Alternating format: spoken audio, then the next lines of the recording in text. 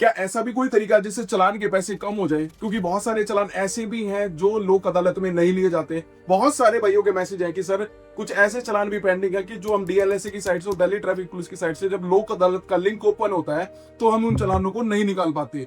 तो क्या रीजन है कि वो ये चालान निकलते नहीं है, या वो चालान लोक अदालत में नहीं लिए जाते? ये रीजन भी हो सकता है। आपने वो चालान मेरे को मेंशन किए नहीं, लेकिन मैं आपकी बातों को समझ गया था कि हाँ, वो चालान आप लोक अदालत में जमा कराना चाह रहे हो जो चालान लोक अदालत में नहीं जाते, एक्सेप्ट नहीं किए जाते। तो क्या उन चालानों के अमाउंट भी कम किया जा सकता है? उन चालानों के पैसे भी कम किए जा सकते हैं? भाई बिल्कुल किए जा सकते हैं। एक तरीका है उसका, जैसे आपका कोई चालान हो गया जो लोक अदालत में नहीं लिया जाता और उसका अमाउंट 40,000 है, 50,000 है, 60,000 है, या ऐसे चालान बार बार हो चुके हैं जो अमाउंट जुड़ के 1 लाख हो चुका है।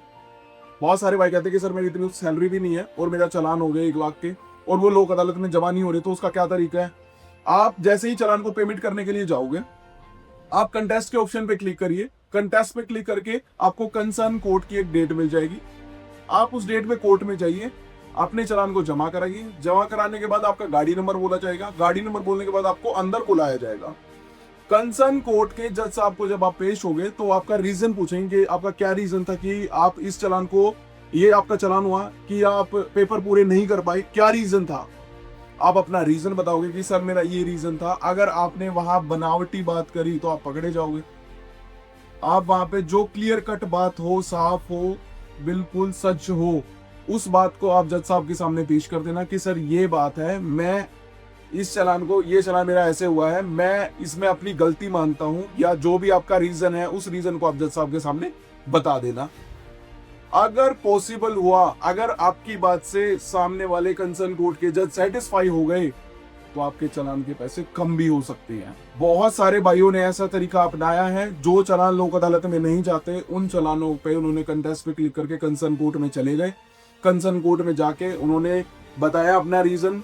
कुछ भाइयों के चालान के पैसे कम भी हुए हैं जिनके रीजन साफ थे, ठीक थे, सच थे।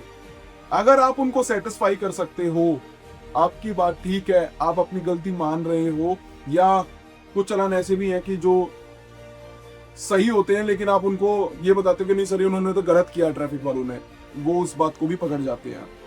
बहुत सारे भाई क्या करते हैं कि पोल्यूशन का चालान हो गया, पोल्यूशन का चालान फाइन 10,000 रुपए का है, लोक अदालत में नहीं गए, कंटेस्ट पे क्लिक करके उन्होंने कंसर्न कोर्ट की डेट ले ली, वो चले गए। लेकिन जाने के बाद जब उनसे पूछा गया कि सर पोल्यूशन मेरे पास था, लेकिन उनके पास उस टाइम नहीं था और पोल्यूशन एक्सपायर हो चुका था, उन्होंने उसी डेट को पोल्यूशन बनवा लिया।